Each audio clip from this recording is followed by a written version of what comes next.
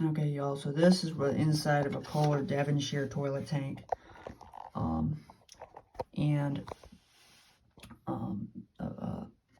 Parts I replaced with a Hoover line style fill valve, a 12-inch fill valve, and I put, it's got the Kohler flush valve, but I put a Gerber style toilet flapper on here. It looks like the old Hoover line ones that they used to put in the Crane and plumbing toilets and some other brand. But yeah, so here it is. I'm gonna flush it for y'all so y'all can see how it flushes inside the tank.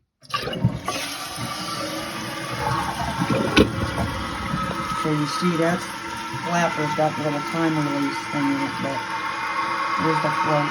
And here's the, it doesn't say Hoover line on it, but it's still, I call it a Hoover line style.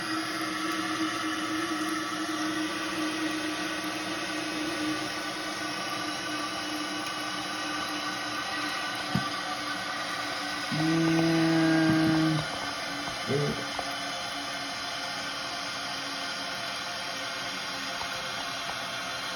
there it goes.